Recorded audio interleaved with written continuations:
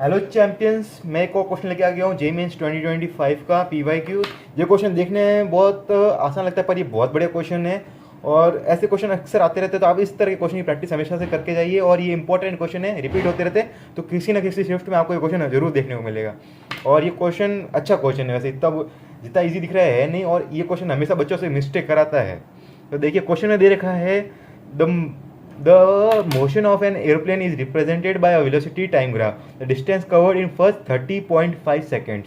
तो हमें distance find करना है और हमें यहाँ पे क्वेश्चन में वेलोसिटी और टाइम का ग्राफ दे रखा है।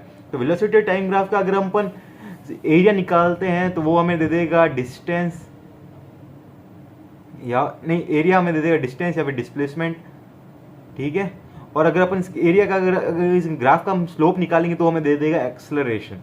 तो चलिए, अभी हमें क्वेश्चन में पूछा कि हमें डिस्टेंस निकालना है, तो और वो भी 30.5 सेकंड है। लोग इस अक्सर जो कॉमन मिस्टेक इस क्वेश्चन में हर बार वही होती है, मेरे से भी कई बार हो जाती है कि अपन पूरा एरिया निकाल देते हैं जबकि हमें पूछा सिर्फ 30.5 सेकंड तक का है।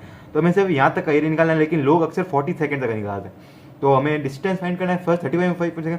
तो पहले हम इसका एरिया निकाल देते हैं, इस ट्रेपीजियम का। तो मैं इसको दो भागों में डिवाइड करूंगा, ट्राइंगल और एक रेक्टेंगल में। तो पहले इसका एरिया निकालता हूँ मैं।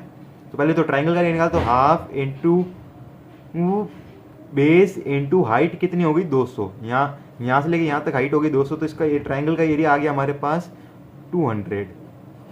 ठीक है, ट्राइंगल का एरिया आ गया हमारे 200। अब मैं रेक्टेंगल का एरिया निकालूंगा तो वो आएगा, रेक्टेंगल का एरिया आ जाएगा अपने पास 2 इंटू 200 जो कि आ गया 400।